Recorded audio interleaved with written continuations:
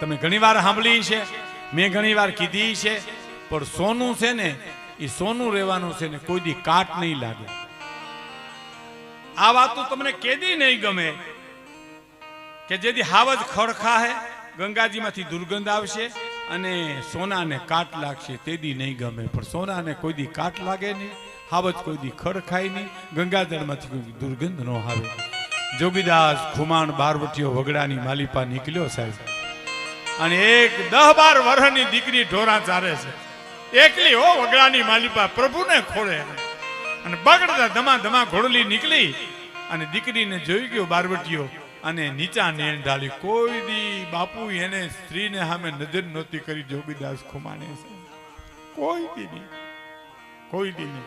એનું પ્રમાણ હું તમને આપું. 15 વર્ષ પહેલા અમે ભોવાયા જોવા, જોરુભાઈ ખુમાણ અમારા ગુજરિયા દરબાર, અમે ભોવાયા જોવા ગયા ઉમરાળા. ત્યાં એ જોગીદાસ ખુમાણનું પાત્ર લઈને જે ભોવાયો આવ્યો ને એને હવારો હવાર બેનો સામે જોયું નહોતું સાહેબ. કલ્પના કરો, એનું પાત્ર ભજવનાર માણસ. આ તો હકીકત છે કે નીચાને ઢાળી દીકરી પાસે જઈ જોગીદાસ ખુમાણે એટલું, દીકરી એકલી છો? હા એકલી છું ભાઈ. આજુબાજુમાં તારા પિતા, તારા કાકા, કોઈ મામા, મોટા ભાઈ કોઈ છે કે ના? કોઈ નથી, હું એકલી છું. કોઈ નથી તો ના કોઈ નથી. એનું કહાણી છે કે મારા માવતર તો મરી ગયા, મારા મામાનું ગામ છે ભાઈ, એના ઢોરા ચારું છું, મોટી થાઉં છું. એમ નથી કીધું બેટા મેં તને. આજુબાજુમાં કાકા, ભાઈ, મોટા બાપા કોઈ ન હોય, એકલી વગડામાં તું ઢોરા ચારશો તો તારી આબરૂની ઇજ્જતની તને બીક નથી લાગતી? હે કે તારી આબરૂની ઇજ્જતની બીક નથી લાગતી?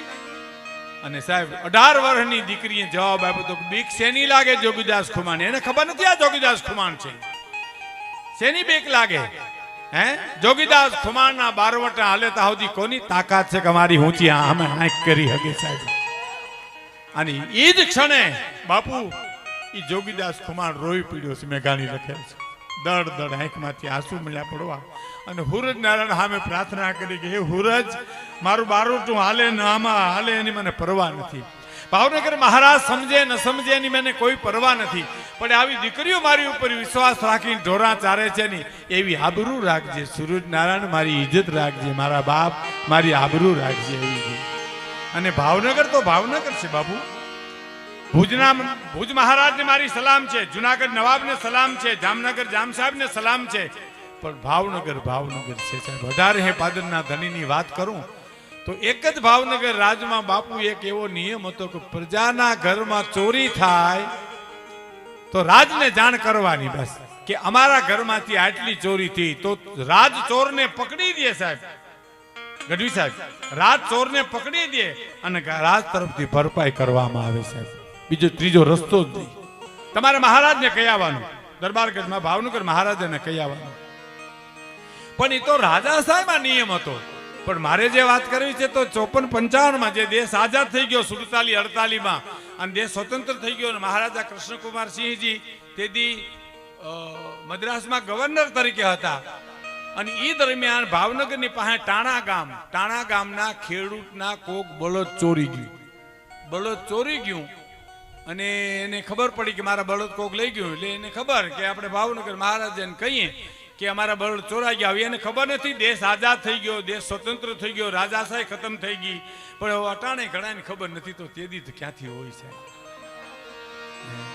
અટાણે? ક્યાં કોઈને ખબર છે? અને ગયો ભાવનગર.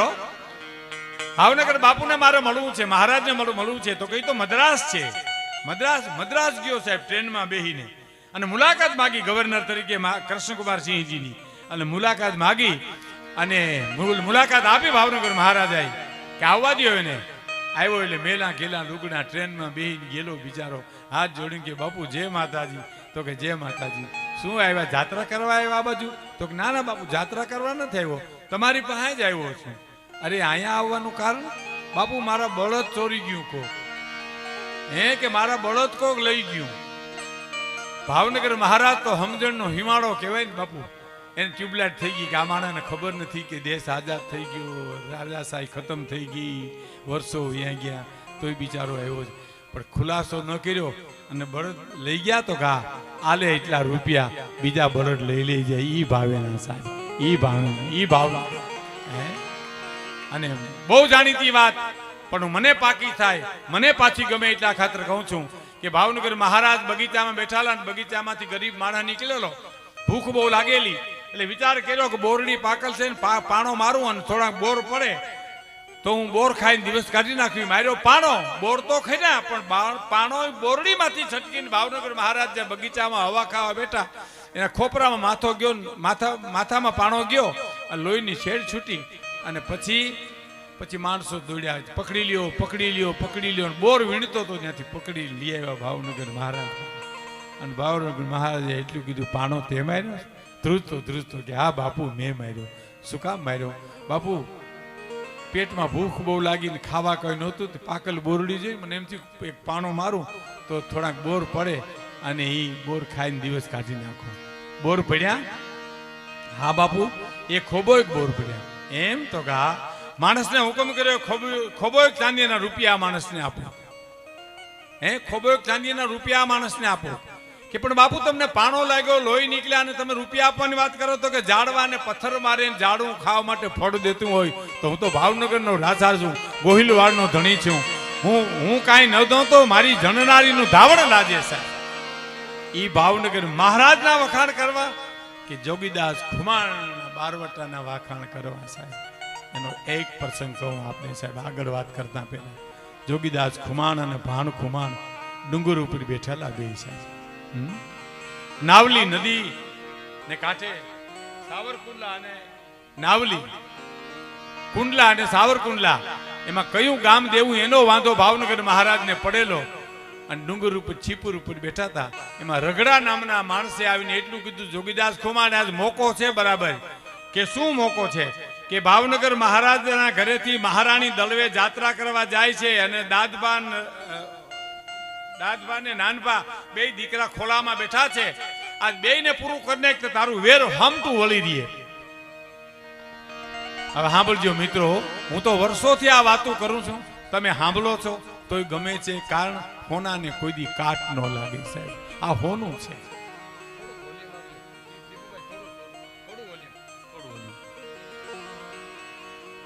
બે દીકરાને થોડું ઓછું કરો. બે દીકરાને પૂરા કરીને તારું વેર વળી દે. જો વધારે લાગતું સ્વીટનેસ રહેવી જોઈએ. જોગીદાસ ખુમાણ ભાણ ખુમાણને કે ભાણ જોતા રગડો આવી સલાહ દે. અહીંયા આવ્યો છે રગડા, વેર તો મારે ભાવનગર મહારાજ આવ્યા છે. નાની બા બેન તો મારી બેન કહેવાય. એના ખોલામાં રમતા કુંવર છે ને એ તો મારા ભાણેજણા કહેવાય. એને મારું તો રવ નરકમાં જાઉં. રગડા કોઈ દી બોલીશમાં આવું. આ એક એના સામે ચડેલો બારવટીયો ઈ બોલે છે સાહેબ. અને રગડાએ કીધું તો તારા ભાગમાં ડુંગરમાં રખડવાનું ભાઈ માંડ્યું છે, અમે હમણાં પૂરું કરી અને બધું વેર વાળશું તો કે તને વેલડા પાસે ફરકવા ન દઉં. જો રગડાને મારીને તગડી મૂક્યો અને દેકારો છૂટ્યો. નાની બાબેન વેલડામાં ધ્રુજવા મીડ્યા. કોણ? જોગીદાસ ભાઈ આવ્યા, જોગીદાસ ખુમાણ આવ્યા. ધ્રુજવા મીડ્યા, મારું શું થાય છે, મારું શું થાય છે, ઓહો હવે શું કરવું. ત્યાં જોગીદાસ ખુમાણ વેલડા પાસે જઈ નીચું નજર કરી ક્યાં શું બોલ્યો બારવટીયો સાહેબ. મિત્રો મને આ 75 વર્ષની ઉંમર થાય હમણાં, મારે 19 તારીખે, તોય મને શેર લોહી ચડે છે. હું વાત કરું તો હું તો ઘણા ટાઈમથી આ વાતો કરું. નાની બે બેનને કયો ને, માણસને કીધું, નાની બા બેનને કયો કે બેન દડવા જવું છે કે ભાવનગર જવું છે? જોગીદાસ ખુમાણ તમને આવીને મૂકી જાય. અને સાહેબ નાની બા બેન એમ કીધું, જોગીદાસભાઈ ને કયો હવે મારે દડવા નથી જવું, મને ભાવનગર મૂકી જાય. અને સાથીદારોને કીધું કે ફરતા વળી જાઓ, વેલડા આડું ચકલું ફરકવું ન જોઈએ, બેનના ફડખા વેલડા પાસે પડખે કોઈ, અને હું ઘોડું લઈને આગળ જાઉં છું. હવે સાંભળજો, ઘોડું લઈને આગળ જોગીદાસ ખુમાણ જાય છે, વેલડું પાછળ વળે છે. અને કસોટી છે ને, સત્ય ને કસોટીએ ચડવું પડે ને, હોના ને એરણ ઉપર ચડવું પડે. દાદબા નામના કુંવરે કજિયો કર્યો, મારે જોગીદાસ મામાના ખોળામાં બેહવું, ખોળામાં બેહવું, ખોળામાં બેહવું, એના ઘોડા ઉપર બેહવું. એવો રોવે છાનો ન રે. એમાં કોઈક માણસોએ જોગીદાસ ખુમાને કીધું કે દાદબા કુંવર બહુ રડે છે, વેલડામાં મહારાણી ખૂબ છાના રાખે પણ રહેતા નથી. તો કે શું શું છે ને વાંધો શું છે? તો કે એને તમારા ખોળામાં બેહવું છે. મારા ખોળામાં? તો હા. તો દાદભાને એકને લઈ નાનભાને દાદભાની બેયને તેડતા આવો. મારા ભાવનગરના ફૂલડાની સુગંધ લેવી છે સાહેબ. આ જોગીદાસ કુમાર બારોટી બેયને લેતા આવો. અને બાપુ મહારાણીની હિંમત કેવી કે બે દીકરાને હોપી દીધા માણસને કે જાઓ જોગીદાસ કુમાર જોગીદાસભાઈને કયો એના ખોળામાં બેહાડે છે. એ બેયને ખોળામાં બેહાડ્યા. વર્તેજના વન આવ્યા ને એ ઘોડલી ઊભી રાખી. બે દીકરાને માથે હાથ મૂકી ચૂમ્યું લઈ અને એ બારવટીઓ એટલું બોલ્યો તો, પાણી આવ, મારી અહીં હદ પૂરી થઈ જાય છે. અહીંથી મારે અંદર આવવાની મનાય છે. ભાવનગર મહારાજની વર્તેજથી આગળ આવવાની મનાય છે. તો હવે તમે બાને મારા નારાયણ કહેજો અને ભાવનગર મહારાજને મારા જય માતાજી કહેજો. અને બે છોકરાઓને બે દીકરાઓને કુંવરને છોડ્યા ને હરણા ઠેકડા મારે એમ ઠેકડા મારતા મારતા આવ્યા અને મહારાણીએ તેડી ખોલામાં બેહાડી અને એટલું બોલ્યા, ધન છે જોગીદાસ ખુમાણ, તારી ખાનદાનીને ધન છે બાપ, તારી નીતિમતાના ધોરણને મારા પ્રણામ છે. ધન છે બાપ, તને ધન છે. અને માણસે પાછું એટલું કીધું, કુંવરે એટલું કીધું કે જોગીદાસ મામા અહીંથી પાછા વળે છે. એટલે માણસને પૂછ્યું કે હું પાછા વળે? તો કે હા, એ અહીંથી પાછા વળે, અહીં હદ પૂરી થઈ. તો કે નહીં, મારતે ઘોડે જાઓ. જોગીદાસ ખુમાને કહ્યું પાછા વળે નહીં, એ મારા ભાઈ છે. આજ ભાવનગર મહારાજને સમજી અને સાવર જોતું સાવર ને કુંડલા જોતું કુંડલા, મારે એનું બારવટું પાર પાડવું સાહેબ. અને હવે સાંભળજો સાહેબ, ઓલો માણસ મોકલ્યો ને એ હળી કાઢતો ઘોડેશ્વર રોડતો જઈને કીધું, એ જોગીદાસભાઈ ઉભા રહ્યો, જોગીદાસભાઈ ઉભા રહ્યો, ઉભા રહ્યો.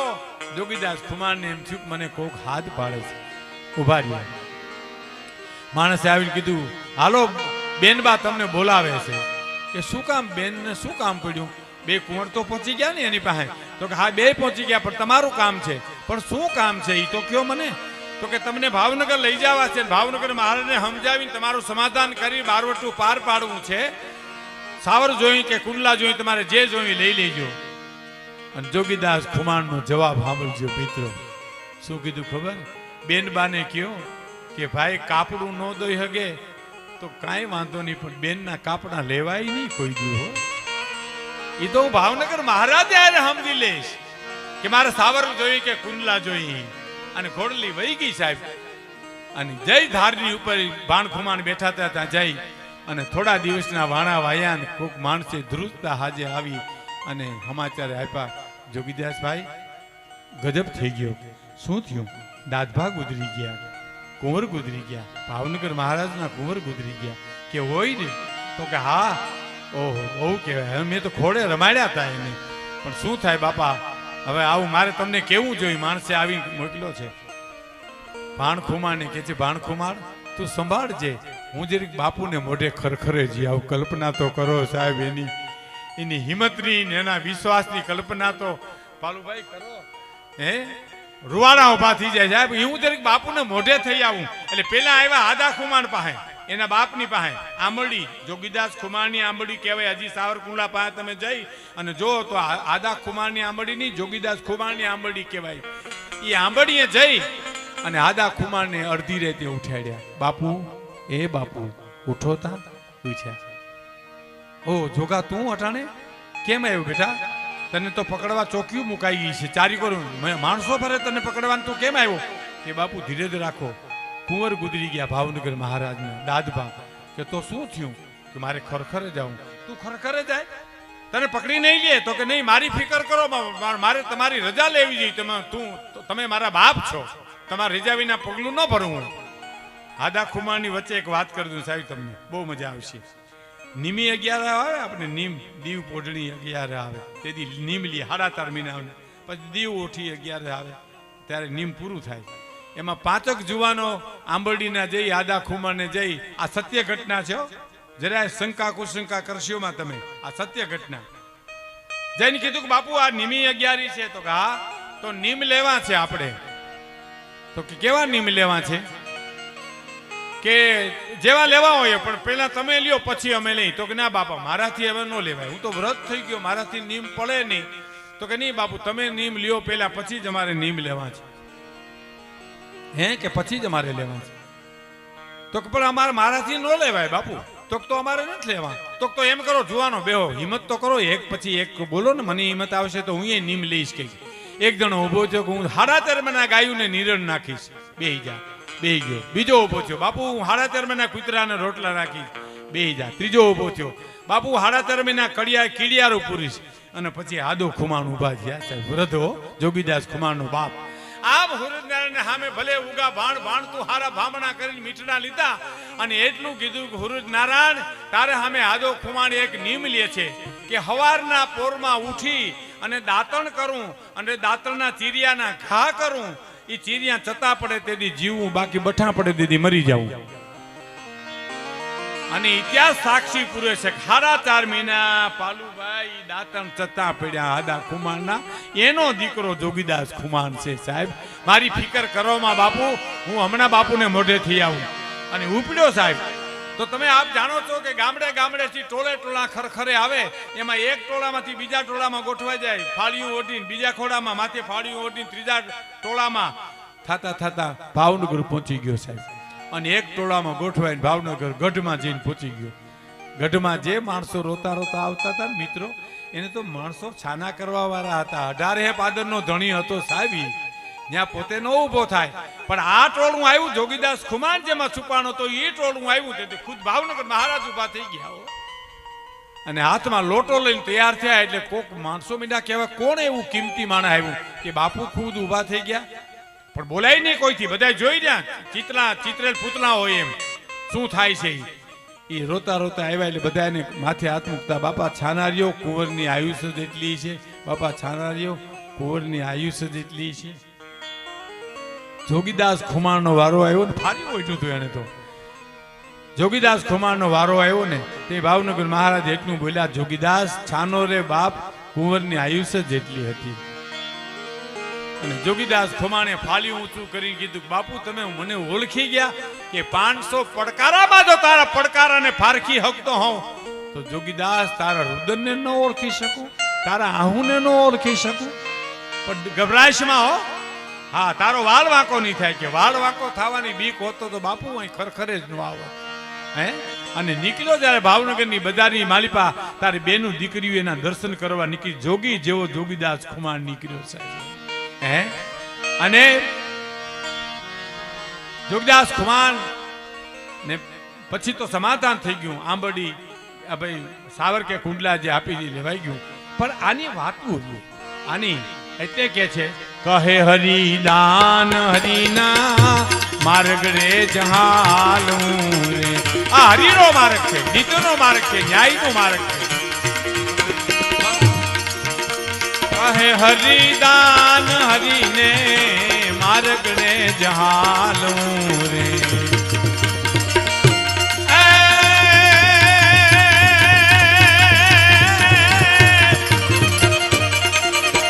હરિને હૃદયમાં રાખી હરિ રૂપ થાવું, હરિના ભજન માટે મારે ન જાવું, મારે ન જાવું હજુ હે માલો બનાવું.